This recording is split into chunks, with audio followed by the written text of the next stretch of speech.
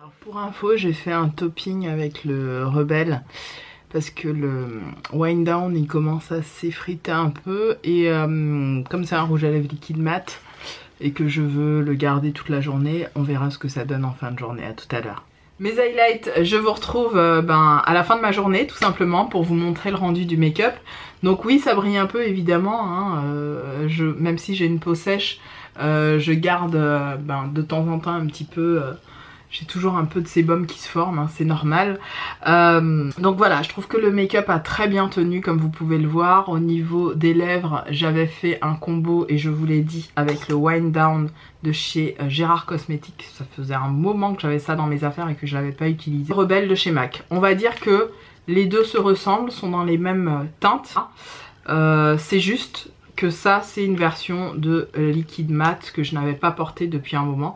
Donc on va dire que le Wind Down c'est une version de rouge à lèvres liquide mat du Rebelle.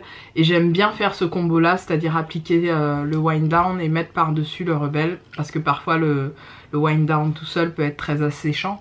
Et je trouve que justement ça donne du relief aux lèvres sans en faire trop.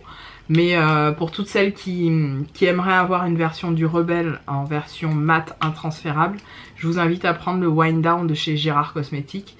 Est-ce que cette marque là existe encore? Je ne sais pas. La meuf médisante par excellence. Bref, tout ça pour te dire que j'avais envie aussi de vous montrer par ce petit tuto rapide de ce matin que finalement pour des make-up un peu recherchés, on peut faire ça en 2-4-6 le matin. Vous voyez, ça m'a pas pris 10 ans à faire. Et voilà, quand je sais que j'ai des compliments de certaines ou certains de mes collègues en me disant voilà, t'es super maquillée, ça doit te prendre un temps le matin. Et pas du tout. Je me suis levée à peut-être 6h45 ce matin, le temps de prendre ma douche, mes dents, machin. Je me suis posée devant ma coiffeuse, il devait être, allez, peut-être 7h et quelques. Et je suis partie à 7h30. Donc en soi, c'est pas quelque chose qui me prend énormément de temps, mais j'adore prendre le temps de, de me mettre du glam sur la tronche et de me mettre des peintures et des couches parce que je kiffe ça tout simplement.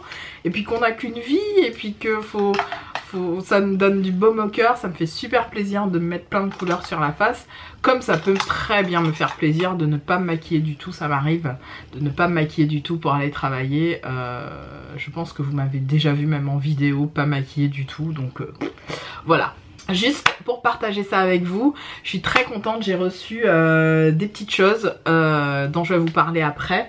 J'avais envie de vous faire un petit aparté sur, juste très rapidement, parce que ça je pense que je le posterai pendant mon absence, pendant que je serai en vacances, des pinceaux de chez Sephora. Merci beaucoup à Octoly et à Sepho.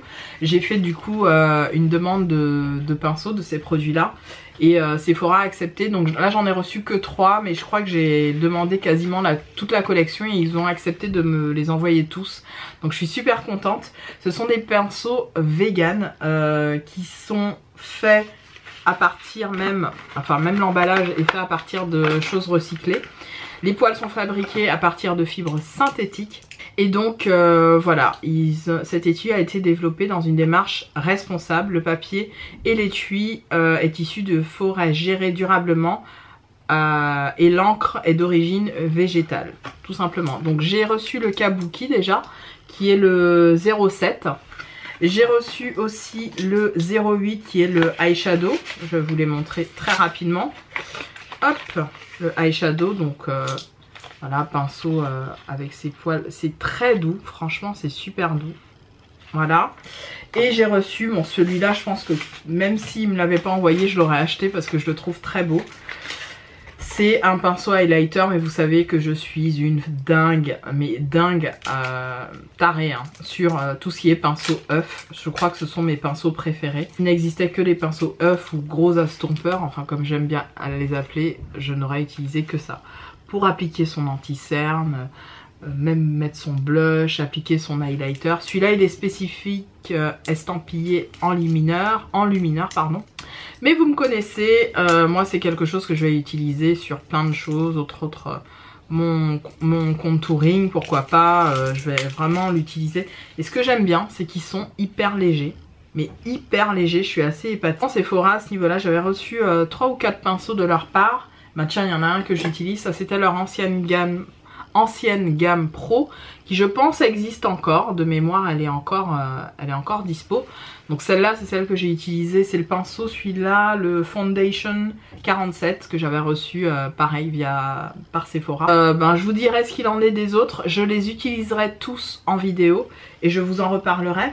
J'ai aussi reçu, donc je vous disais ça, des petites choses de chez Amazon et des petites choses de chez AliExpress. J'ai passé plusieurs commandes sur Amazon et sur AliExpress. Donc vous verrez tout ça je pense à la rentrée. Je vous ferai un big haul sur tout ça.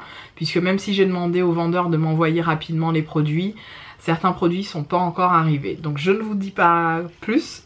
Je vous ferai peut-être des sneak peeks puisque demain je vous refais le même type de vidéo.